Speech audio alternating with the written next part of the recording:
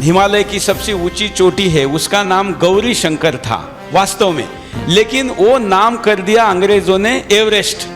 तो मोदी जी ने कहा ठीक है, तुम्हारे हाथ में था तो तुमने चोटी का नाम बदल दिया, और अब हमारे हाथ में है तो हम चंद्रमा पर चोटी से बड़ा शिव का नाम दे देंगे। क्या बात है, विश्व से आना चाहिए। उसमें आपकी भूमिका निश्चित रूप से, आप नगरों के नाम देखते हैं तो कहीं गार्डन लिखा हुआ होता है, कहीं बाद लिखा हुआ होता है, फरीदाबाद, इलाहाबाद, सारे बाद उन लोगों ने आबाद करना। हमारे यहाँ नगर है, पुर है, पुरी है, क्योंकि वेदों में कहा है अष्ट चक्रा नव द्वारा। भारत को अगर फिर से शक्तिपूर्ण करना है तो जातियों में बटे हुए भारत को जातियों से ऊपर उठना पड़ेगा, विश्व से आना चाहिए। तो मैं सिर्फ इतना कहूँगा कि हमें शक्ति इसलिए हाथ में नहीं लेनी है कि किसी को दबाना है, लेकिन इसलिए हाथ में लेनी चाहिए कि कोई दबाना चाहे तो दबा ना सके।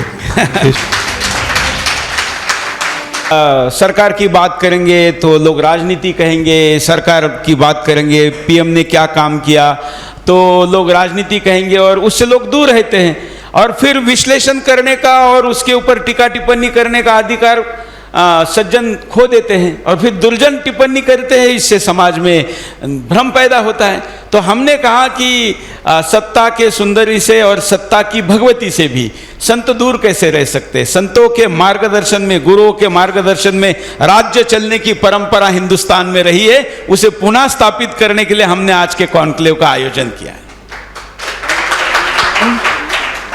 और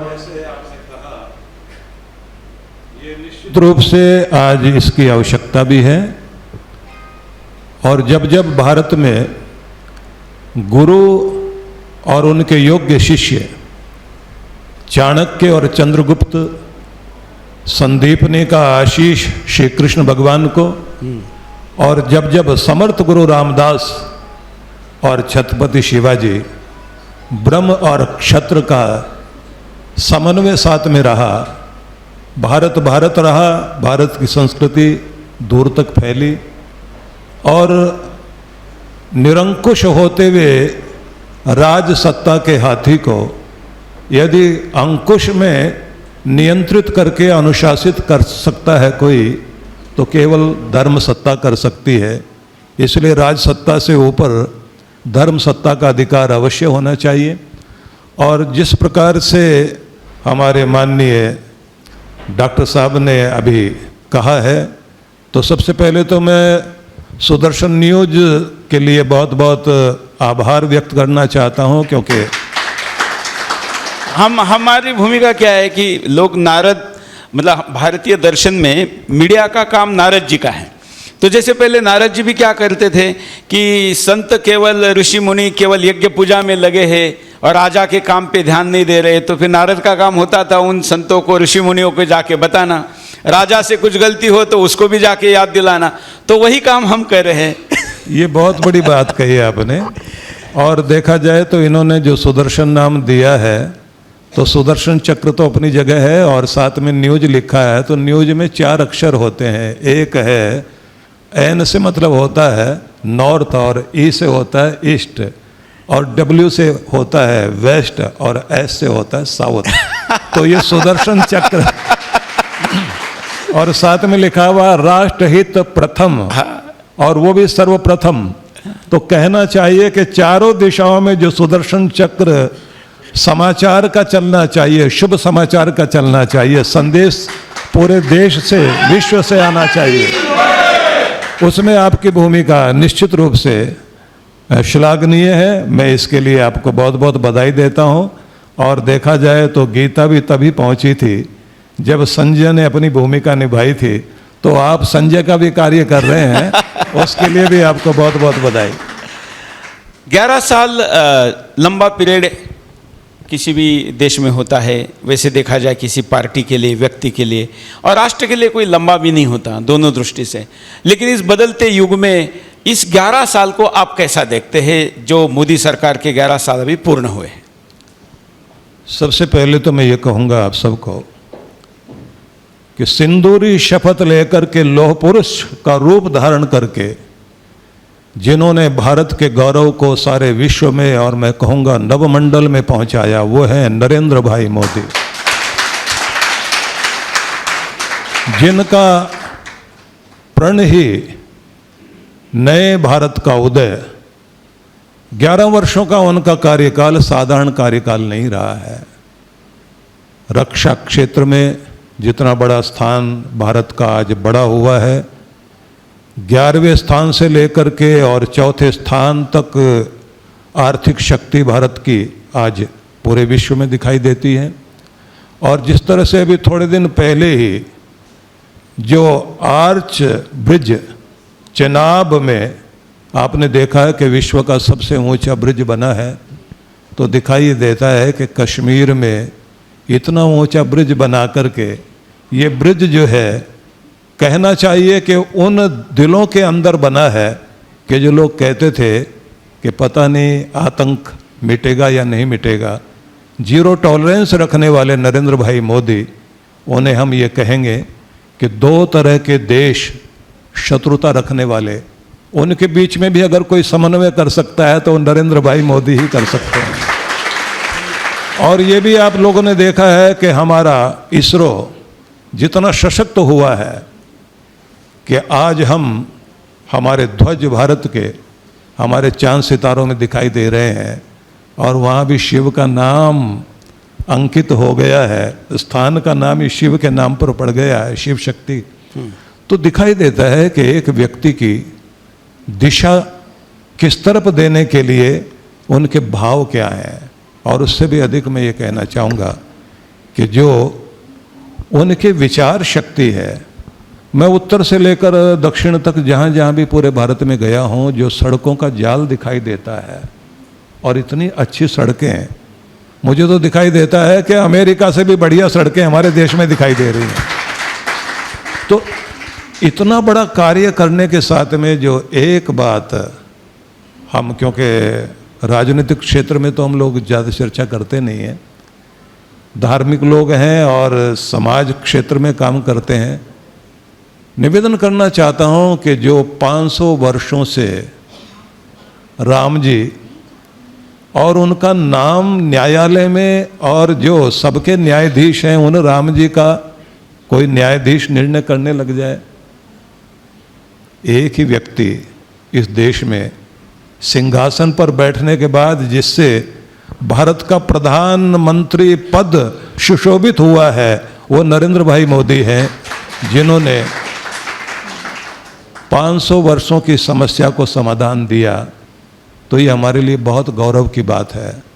और अभी मैं उत्तर प्रदेश से आया हूँ, तो मैंने ये देखा, जो पर्यटक श्रद्धालु भक्त लोग मिलते रहे, उन्होंने कहा कि एक अद्भुत बात ये हो गई कि हम पर्यटन के लिए पहले आया करते थे, अब हम बनारस जाते हैं, अब हम अयोध्या जाते हैं, प्रयागराज जाते हैं, उसके बाद विंध्यवासिनी के दर्शन करके लौटते हैं। तो हमें दिखाई देता है कि हमारा उत्तर भारत और वहाँ की संस्कृति ही नहीं हमें दिखाई देती, हमें लगता है कि भगवान की कृपा हमारे साथ जुड़ गई है और अपने देश का दर्शन भी हो गया और देव दर्शन भी हो गया। ये पर्यटन बिल्कुल बिल्कुल के क्षेत्र में अभी रोड की बात की, तो अभी गडकरी जी कॉन्क्लेव में आए थे, पॉलिटिकल कॉन्क्लेव थी इंफ्रास्ट्रक्चर की, तो मैंने उनको कहा कि मैं 100 करोड़ हिंदुओं की तरफ से आपका धन्यवाद देता हूं कि 65 करोड़ लोग जो कुंभ मेले में पहुंचे, उसमें सबसे बड़ी भूमिका रस्तों की थी। लोग कश्मीर से लेके, मुंबई से लेके, चेन्नई से लेके रोड से आ रहे थे और पहुंच रहे थे, तो ये शक्ति थी। अभी आपने चंद्रमा पर दक्षिण क्षेत्र के नाम का उल्लेख किया। हम सब जानते हैं कि हमारे हिमालय की सबसे ऊंची चोटी है, उसका नाम गौरी शंकर था वास्तव में, लेकिन वो नाम कर दिया अंग्रेजों ने एवरेस्ट। तो मोदी जी ने कहा ठीक है, तुम्हारे हाथ में था तो तुमने चोटी का नाम बदल दिया, और अब हमारे हाथ में, तो हम चंद्रमा पर चोटी से बड़ा शिव का नाम दे देंगे। क्या बात है, अभिनंदन होना चाहिए करतल धोनी के साथ में। तो अब इस प्रकार के कई नामांतरण हुए, और नाम परिवर्तन का क्या असर होता है? क्योंकि कुछ लोग इस सरकार की निंदा करते हैं कि यह सरकार नाम बदलती है, खास करके योगी जी या भाजपा सरकार। देखिए, नाम नहीं बदलेंगे तो हमारा गौरव, हमारी आन बान शान वो नहीं रह जाएगी। गेटवे ऑफ इंडिया, जहाँ से चल कर के समुद्र के रास्ते समुद्री डाकू भारत का मान हरण करने के लिए आ गए, और हम नाम भी ना बदलें। मैं इस बात के लिए भी अभिनंदन करना चाहता हूँ कि इंडिया गेट को वहाँ जो हमारे नेताजी सुभाष चंद्र बोस का इस समय प्रतीक ही नहीं, उनका पूरा स्वरूप स्थापित हो गया है, तो दिखाई देता है कि नेता कौन हो सकता है। तो नेताजी हमारे सुभाष चंद्र बोस हैं। तो नाम बदलना बहुत आवश्यक है। और अगर नाम नहीं बदलेंगे, क्योंकि हमारे यहाँ नगरों के नाम पुर, पुरी ये सब होते थे, बाद में इन लोगों ने जो ये आबाद है, ये फलानाबाद है, ये वाला आबाद है, और वो सब साथ साथ में बाद लगाते चले गए। अंग्रेजों ने गार्डन नाम रख दिया, इन लोगों ने बाग रख दिया। तो इसलिए कोई आप नगरों के नाम देखते हैं तो कहीं गार्डन लिखा हुआ होता है, कहीं बाद लिखा हुआ होता है, फरीदाबाद, इलाहाबाद, सारे बाद उन लोगों ने आबाद करना। हमारे यहाँ नगर है, पुर है, पुरी है, क्योंकि वेदों में कहा है अष्ट चक्रा नव द्वारा देवा नाम पूर अयोध्या। हमारी जो अयोध्या नगरी है वो पुरी है और सप्तपुरियों में उसका स्थान है। तो इसलिए नाम अगर हम नहीं बदलेंगे तो हमारा गौरव भी नहीं उठेगा, हमारा मान भी नहीं बढ़ेगा। हमारे इतिहास पुरुषों ने जो हमें इतना बलिदान दे करके हमारे देश के गौरव को इतना ऊंचा उठाया है, उसके लिए आवश्यक है कि नाम भी चेंज होने चाहिए। नहीं तो हम लोग यही देखते रहेंगे कि जो आक्रांता लोग हैं, जिन लोगों ने किसी भी प्रकार की दया नहीं दिखाई, जिनके खाने पीने में भी हिंसा है, जिनके रहन सहन में भी हिंसा है, जिनके प्रत्येक कार्य में दूसरों को बर्दाश्त करने की भावना ही नहीं है, उनके नाम पर अगर हमारी सड़कों के नाम होंगे, उनके नाम पर अगर हमारे नगरों के नाम होंगे, हमारे विद्यार्थी, हमारे बच्चे, हमारी नई पीढ़ी क्या देखेगी? उनको दिखाई देगा कि हमारे राजा तो ये थे, जबकि शिवाजी का नाम कहीं आना चाहिए, कहीं छावा का नाम आना चाहिए। तो जब तक ये नाम नहीं शहर आएंगे, का नाम बदल दिया ना, औरंगाबाद नाम था, अभी छत्रपति संभाजी महाराज नगर कर दिया, संभाजी महाराज नगर कर दिया है। ये बहुत गौरव की बात है, इसके लिए अभिनंदन किया जाना चाहिए। और जो पूरी वाली बात आपने कही, मैं अभी गोवा गया था, वहाँ पर हिंदू शंखनाद बड़ा सम्मेलन था, 25,000 लोग उसमें आए थे, सनातन संस्था ने आयोजित किया था। गोवा के मुख्यमंत्री मंच पे थे, तो मुझे बोलना था, तो मैंने ये कहा कि ये गोवा भोग नगरी नहीं, योग नगरी है, और इसका नाम गोवा नहीं गोवापुरी था। और ये नाम का प्रचार के लिए मैं अपने चैनल की तरफ से 1 करोड़ रुपए की घोषणा करता हूं। मेरा ये कहने के बाद मुख्यमंत्री को इस बात को आगे बढ़ाना पड़ा, और उन्होंने कहा कि हमारा परिचय आपने जो दिया है, ये परिचय देने से हम जानते हैं कि गोवा समुद्र किनारा देखने के लिए तो 30-40 लाख लोग आएंगे, लेकिन कुंभ में, अयोध्या में और काशी में तो कितने लोग आते हैं।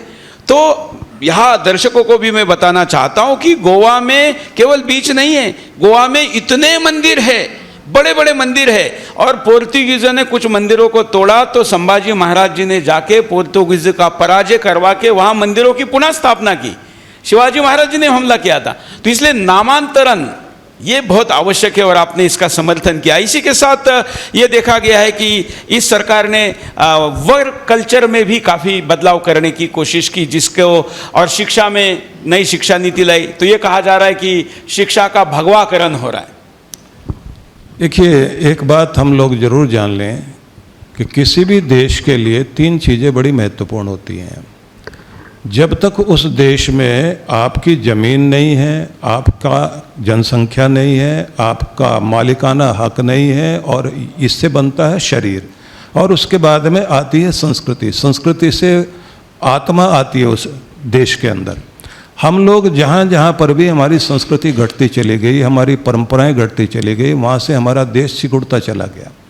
अब जिस प्रकार से भगवाकरण की बात की जा रही है कि भगवा किया जा रहा है, अगर देखा जाए तो हर दिन भगवान जो है आसमान में जिस सूर्य का उदय करता है, तो वो तो पहले से ही भगवा है।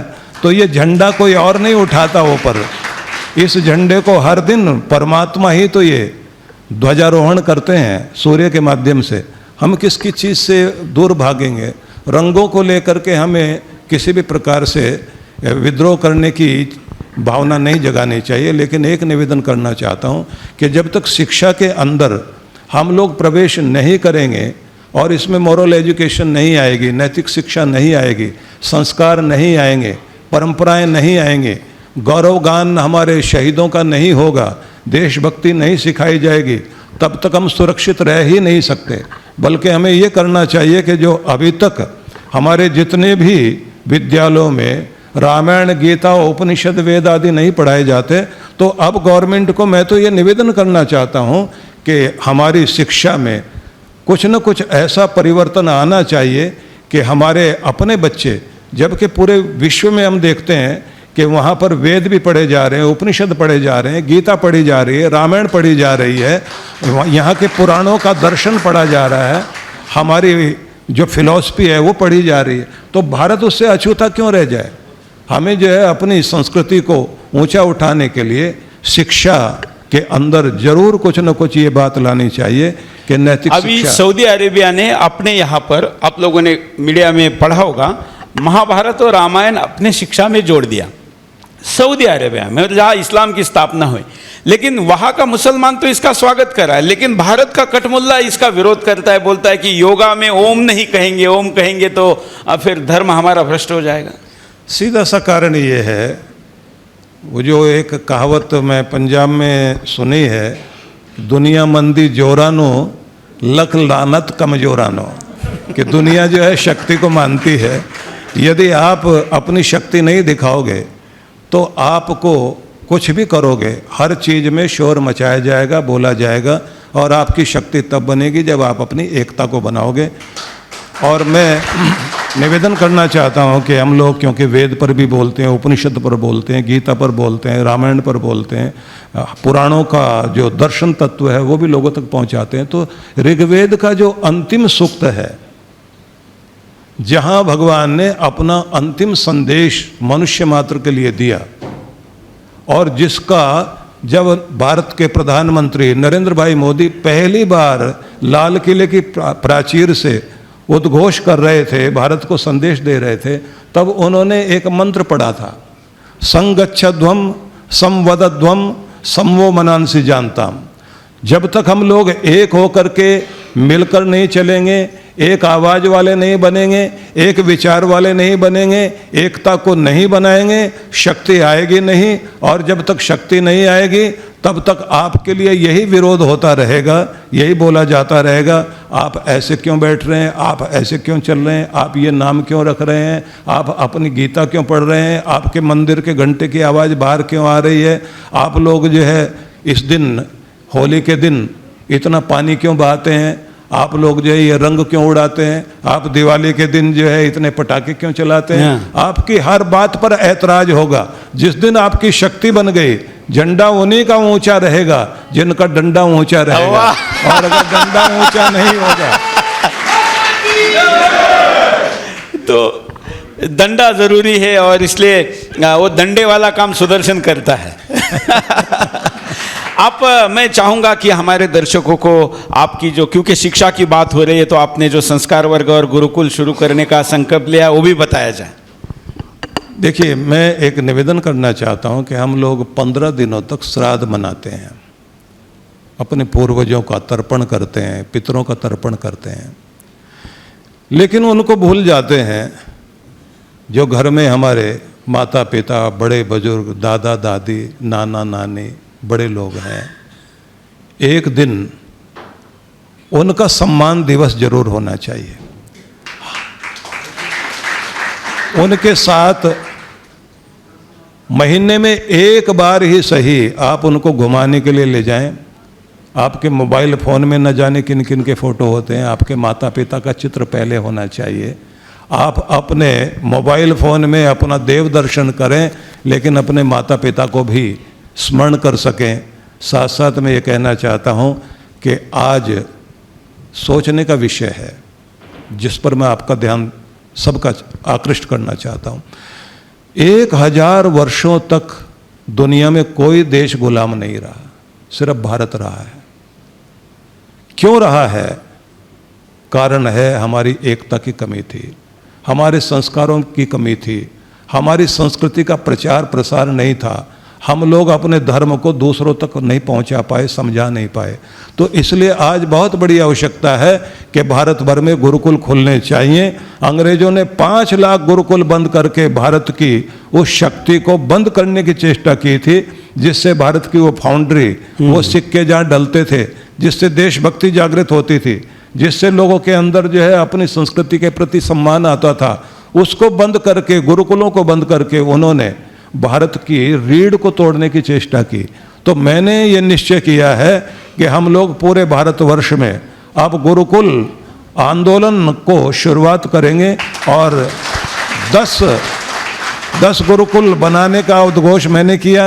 और हमारे माननीय डॉक्टर सुरेश जी ने आज ही मुझे कहा कि जो मैं उस दिन घोषणा करके आया था 4 मई को भारत मंडपम में कि एक गुरुकुल मैं भी बना रहा हूं, तो मैं नहीं बना रहा, हम मिलके बना रहे हैं। तो अब 10 गुरुकुल नहीं है, 11 गुरुकुल कही। हाँ,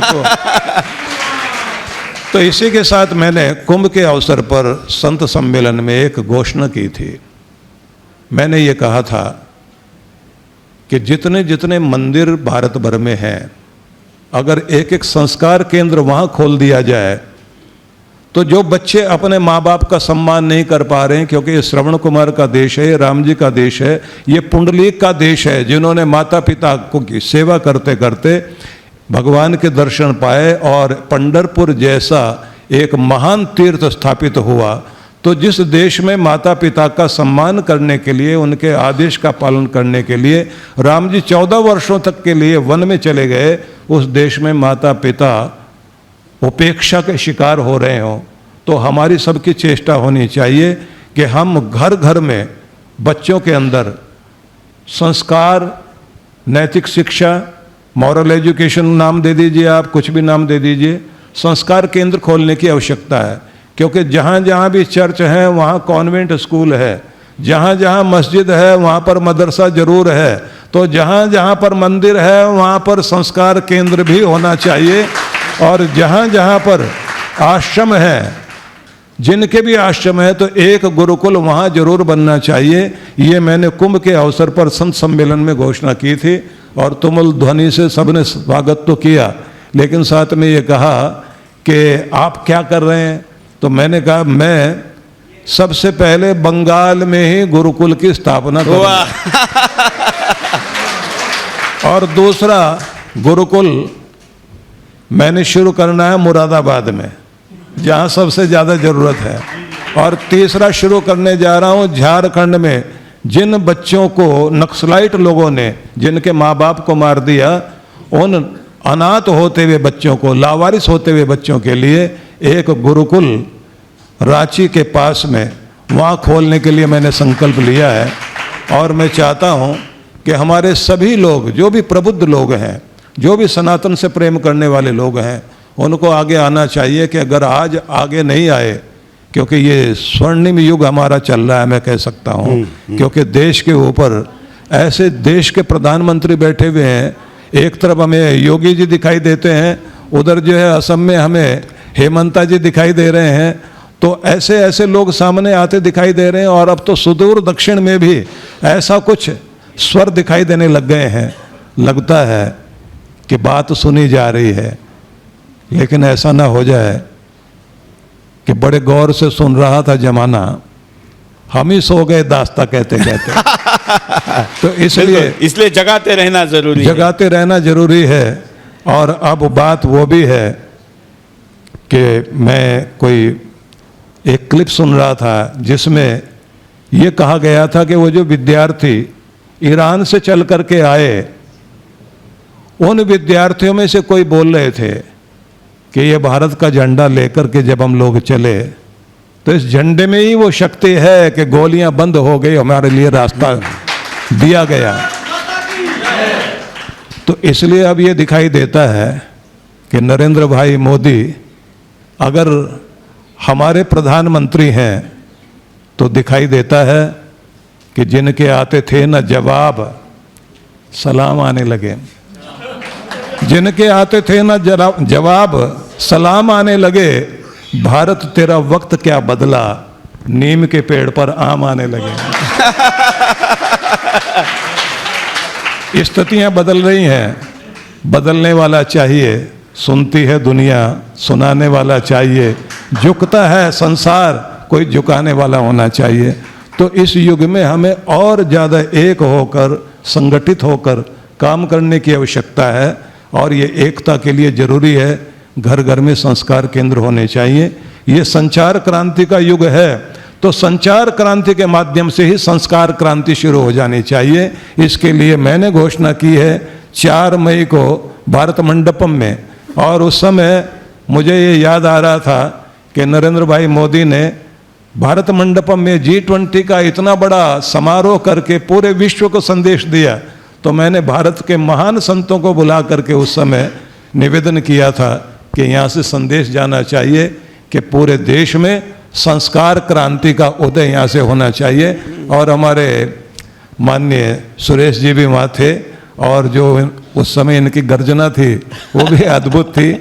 और उस समय इन्होंने कहा था कि एक गुरुकुल का संकल्प मेरा भी है। तो अब वो एक और एक मिल करके 11 हो गए हैं।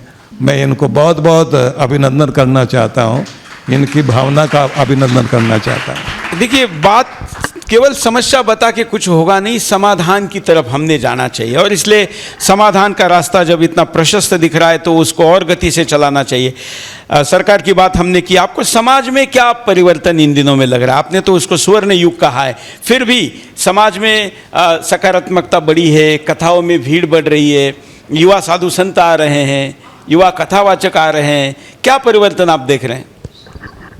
देखिए, कथाएं सुनने के साथ साथ में लोगों के अंदर जो एक परिवर्तन आया वो बहुत बड़ा परिवर्तन है। सेवा के क्षेत्र में लोग आगे बढ़े हैं। जन सेवा के साथ साथ में एक महत्वपूर्ण कड़ी मैंने देखी है, जो आपने देखा ना, इतनी सारी कथाएं होती हैं, लोग पूछते हैं प्रभाव क्या है। दुनिया के किसी भी कोने में अगर कहीं कोई दुर्घटना होती है, कोई सड़क हादसा हो जाए, तो किसी भी देश में आप देख लीजिए, विदेशों में देख लीजिए, वहाँ का नागरिक केवल गवर्नमेंट को सूचना देता है, इससे ज़्यादा कुछ नहीं करता। भारत के अंदर उल्टा है, यहाँ गवर्नमेंट को सूचना नहीं देते, खुद ही व्यक्ति जो है, कोई गिर पड़ा है सड़क पर उसे उठाएंगे, कहीं बाढ़ आ गई तो खुद अपने से लोग सहायता करने चले जाएंगे, भूकंप आ गया तो अपने घर से लोग लेकर के कुछ न कुछ अन्न लेकर जाएंगे, दवाइयाँ लेकर के जाएंगे। तो किसने उनको मजबूर किया? ये धर्म का जागरण है, धर्म के संस्कार लोगों के अंदर है। वो ये कहते हैं कि अगर कहीं भी कोई पीड़ा है तो सबसे पहले हमें आगे जा कर के काम करना चाहिए। तो ये कथाओं का प्रभाव दिखाई देता है। और मैं एक उदाहरण आपको और देना चाहता हूँ। अमेरिका जैसे देश में, वहाँ पर टाइफून आया, सुनामी जैसी स्थिति हो गई, तो एक खंड पूरा का पूरा टूट गया और वहाँ का बिजली पानी सब बंद हो गया।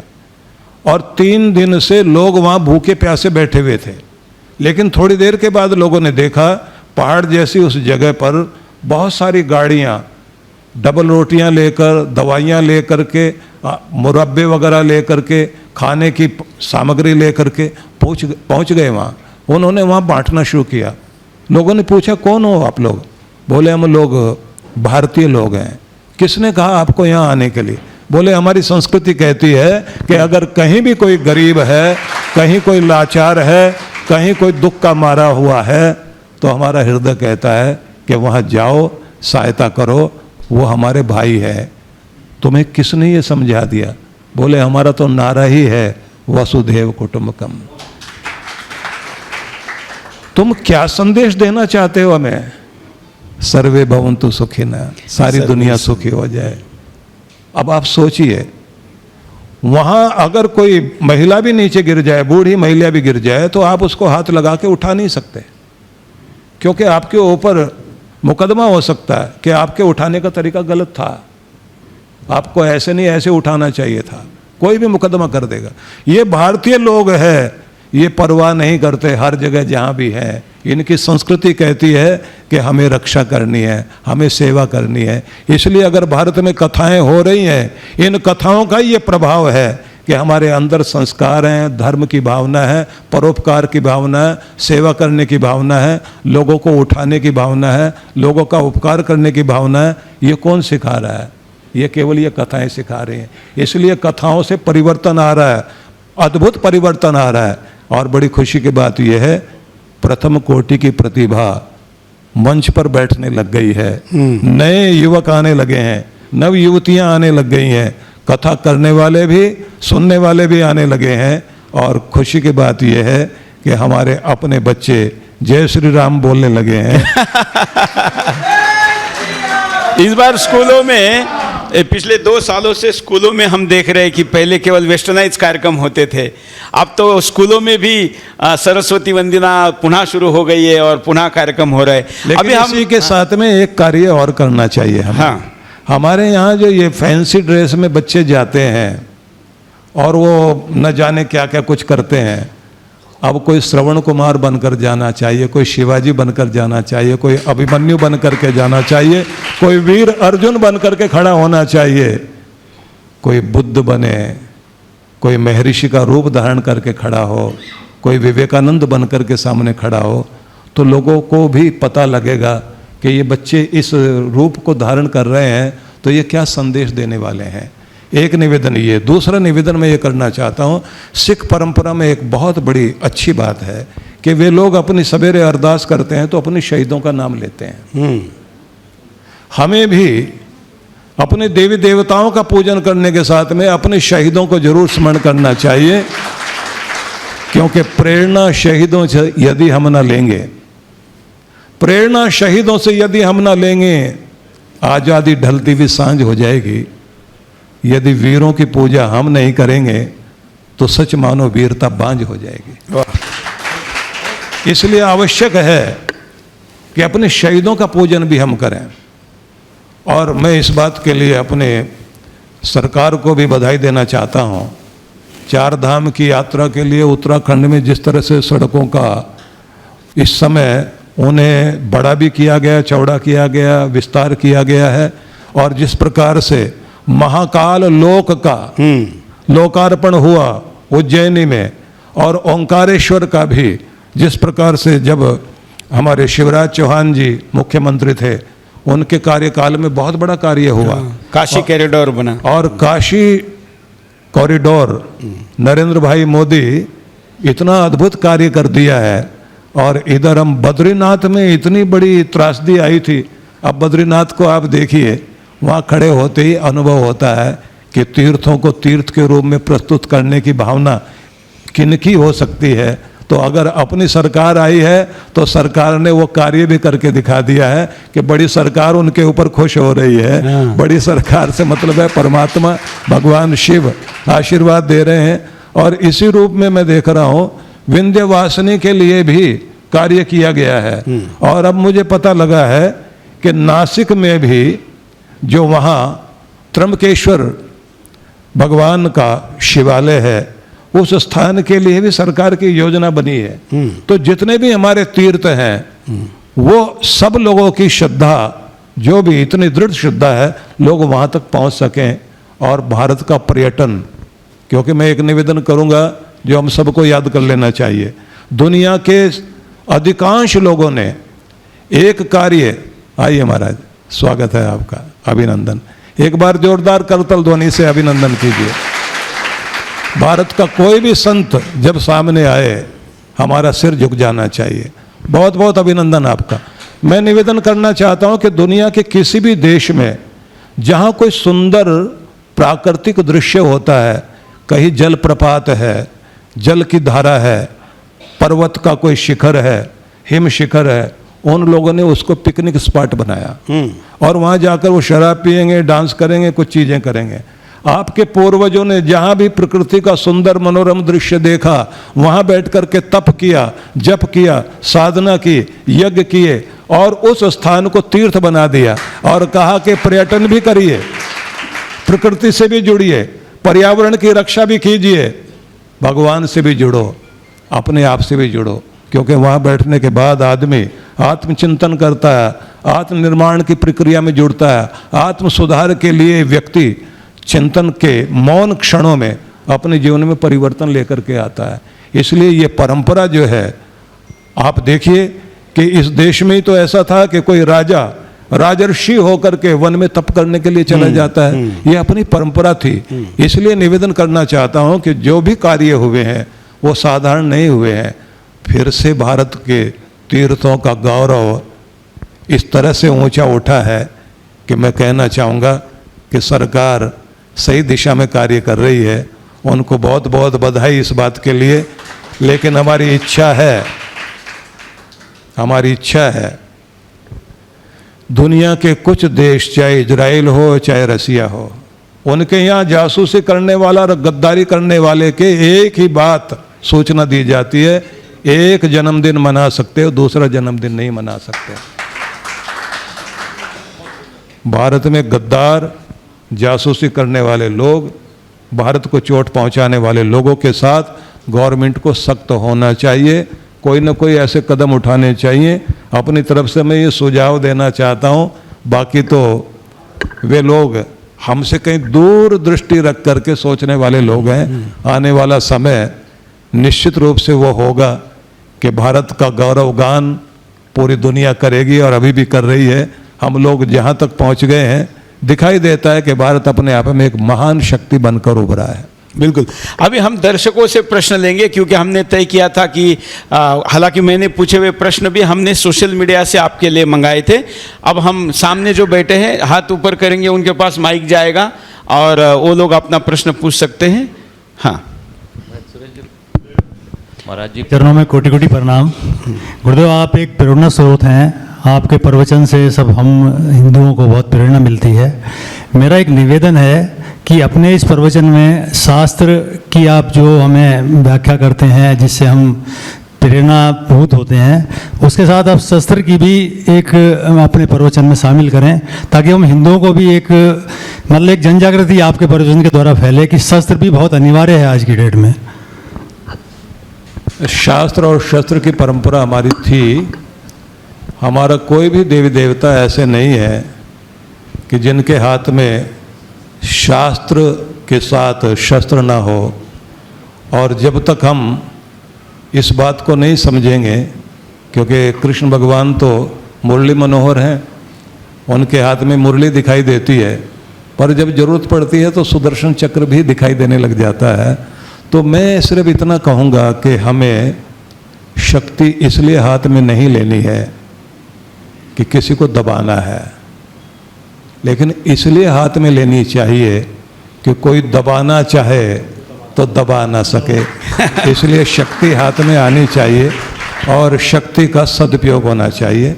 उसको हम हिंसा की तरफ न लेके जाएं, लेकिन इस बात के लिए लेकर जाएं कि जहाँ भी शक्ति का उदय हो सकता है वो उपयोग करना चाहिए। महाराज जी प्रणाम। आशीर्वाद। हाँ। महाराज जी, मेरे पिताश्री आपके बड़े भक्त रहे, जो कैलाश हॉस्पिटल के संस्थापक श्री कैलाश चंद्र शर्मा रहे, हमेशा आपको सुनते रहे। महाराज जी, एक प्रश्न मेरे मन में उठ रहा है। अभी हम एक तरफ हमारे सभी संत ये कहते हैं कि भारतीय संस्कृति विश्व की सबसे श्रेष्ठ संस्कृति है, फिर ये देश हजारों साल गुलाम क्यों रहा? ये बड़ा चिंतन का विषय है महाराज जी। आज भी हम अपने बच्चों को ये बात कहते हैं कि हम श्रेष्ठ हैं। तो मेरा ये सीधा एक प्रश्न है महाराज जी, इसकी जिम्मेदारी भारत के संतों पर है कि क्यों नहीं उन संतों ने सिर्फ कथा प्रवचन सुनाकर, लोगों से गीत सुनाकर, उनसे तालियां बजवाकर उनको सिर्फ नचाया है? क्यों नहीं उन्होंने योद्धा बनाए? महाराज जी, मुझे क्षमा करना महाराज जी, 1000 साल ये देश क्यों गुलाम रहा? महाराज जी, महाराज जी मुझे क्षमा करना। पहला तो निवेदन ये है कि भारत को अगर फिर से शक्तिपूर्ण करना है तो जातियों में बटे हुए भारत को जातियों से ऊपर उठना पड़ेगा। और एक ही बात याद रखनी चाहिए कि हमारी एक ही जाति है, मनुष्य जाति, और हम उन सब वर्ग भेद से ऊपर उठ जाएं जो वर्ग भेद हमें तोड़ते हैं। क्योंकि अंग्रेजों ने इस चीज़ को सबसे आगे, सोचिए, उन्होंने उच्च और तुच्छ, ऊंचा और नीचे की बात पहले, सबसे पहले अफ्रीका में शुरू की थी अंग्रेजों ने। उच्च तुच्छ की राजनीति लेकर के आए। भारत में उन्होंने जो है यूरोप में रंग भेद की नीति लेकर के आए, काले गोरे का भेद। फिर भारत के अंदर जातियों का भेद लेकर के आए और इस भेद को लाते लाते भारत को तोड़ दिया।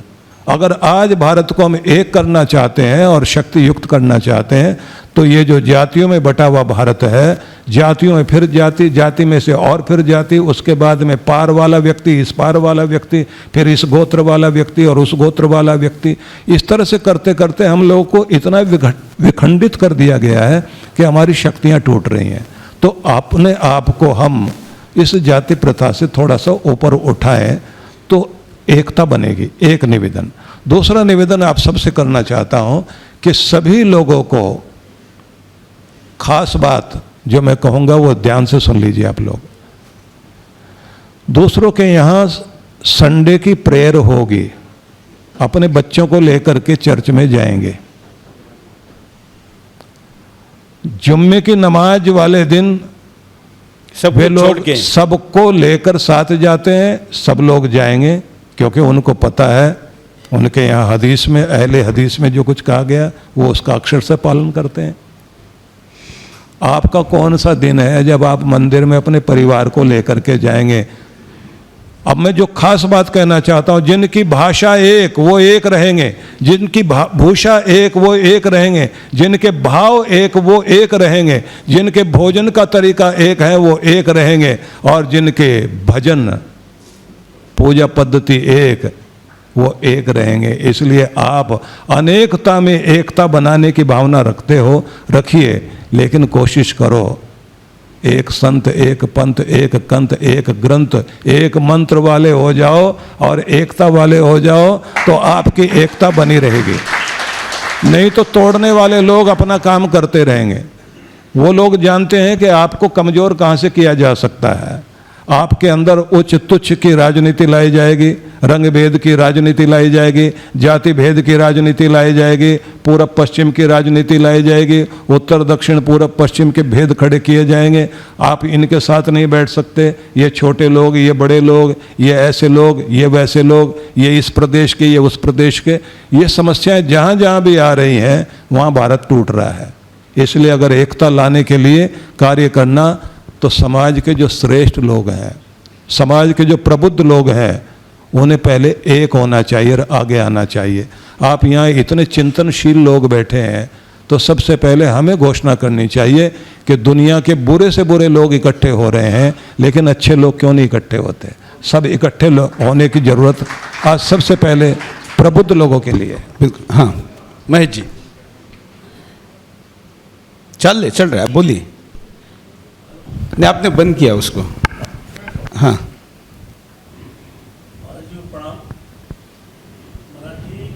हमारे यहाँ जो नई जनरेशन है, बालक बंद है। हमारी जो नई जनरेशन है, बालक हैं, हाँ। जब बात करते हैं तो वास्तव में उनके बड़े अच्छे संस्कार, तो बात करते हैं तो कहते हैं कि सर्वधर्म संभाव है, सब में एक ईश्वर का ही वास है, सभी एक ही परमात्मा की संतान है। ये सारी बातें करते हैं, बहुत अच्छा सुनने को मिलता है। दूसरी तरफ एक मिनट, आपका आवाज लाइव में नहीं जा रहा, माइक बंद हुआ है।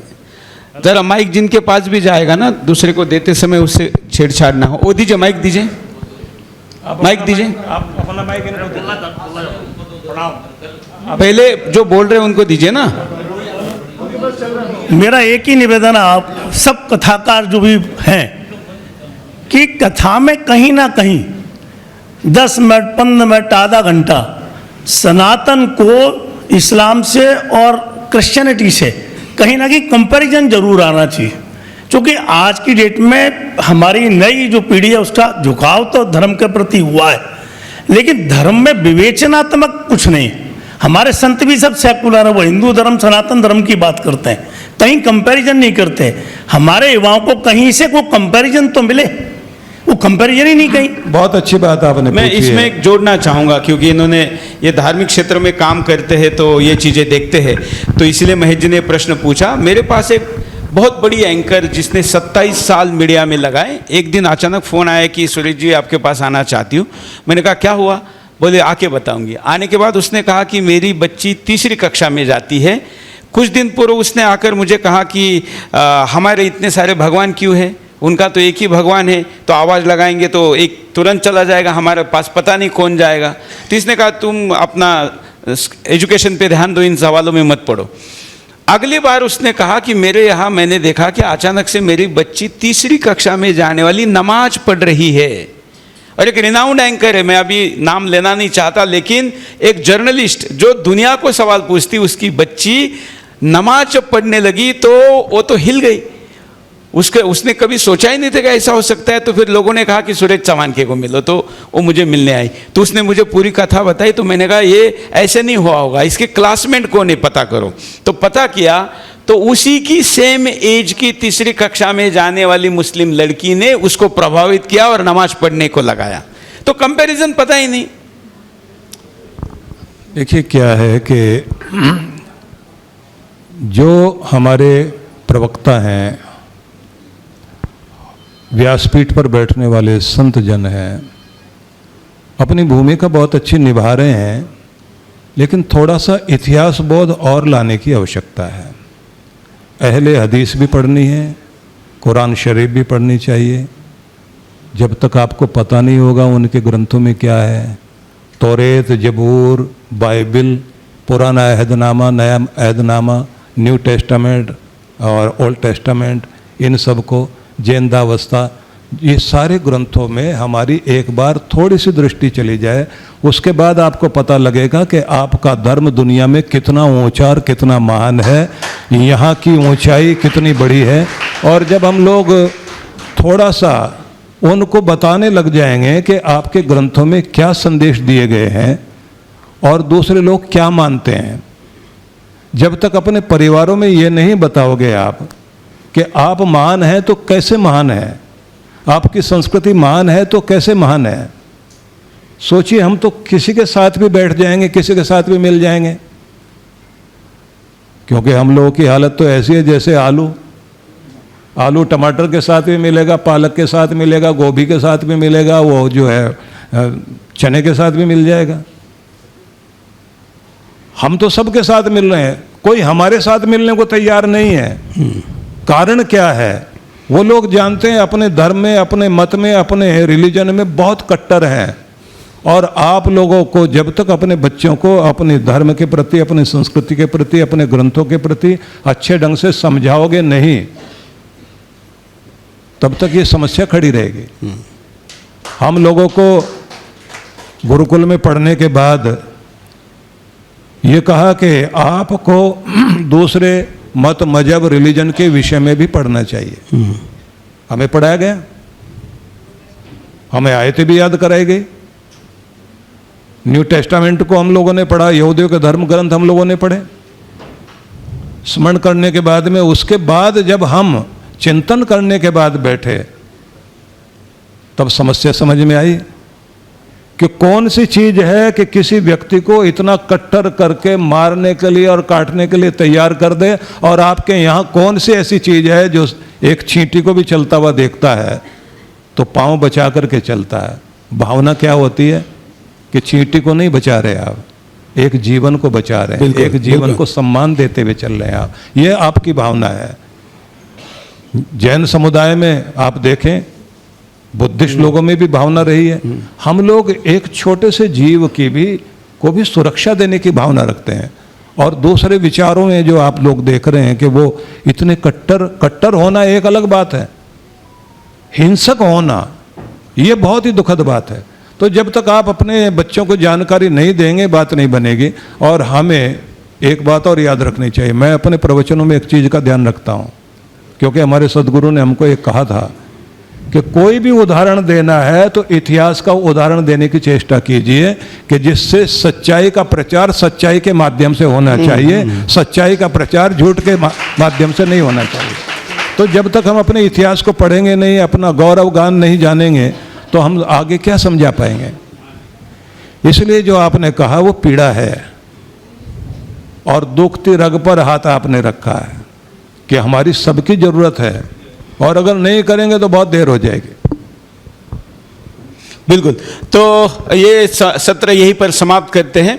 अभी कॉन्क्लेव चलती रहेगी और इसके बाद हमारे साथ पूज्य जैन मुनि जी लोकेश जी आ चुके हैं, हम उनका स्वागत करते हैं। पूज्य अवधेशानंद जी गिरी जी महाराज भी अभी यहाँ पहुँच रहे हैं, देवकी नंदन ठाकुर जी भी अभी पहुँच रहे हैं और ये सत्र आगे चलते रहेंगे। महाराज जी आपने व्यस्ततम समय में समय निकलकर मार्गदर्शन किया, आपका बहुत बहुत आभार। हम लोग सभी मिलकर के अपने डॉक्टर सुरेश चौहान के का बहुत बहुत अभिनंदन करते हैं कि वो इस चैनल के माध्यम से हिंदू समाज को, सनातन संस्कृति को ऊंचा उठाने के लिए बहुत ही महान प्रयास कर रहे हैं, महान कार्य कर रहे हैं। और उससे भी अधिक मैंने देखा है कि इनके दोनों पुत्र भी इनके ध्वजवाहक बनकर, धर्म ध्वजी बनकर कार्य कर रहे हैं। मैं उनको भी बहुत बहुत बधाई देता हूं। और इनका स्थान देखने के बाद मैंने तो ये कहा कि आपने तो टीवी चैनल को भी एक पूरा आश्रम बना दिया है। और यहाँ जो मैंने देखा है कि हमारे राष्ट्र नायकों के चित्र बाहर लगे हुए हैं, उनके स्टैचू लगे हुए हैं, तो देशभक्ति दिखाई देती है। और इतने सारे मुकदमे भी आप झेल रहे हैं, तो वो तो मेडल है हमारे। बहुत बड़ी हिम्मत है। इस प्रबुद्ध समाज को आपका बहुत बहुत अभिनंदन करना चाहिए। बहुत बहुत आशीर्वाद और शुभकामनाएं।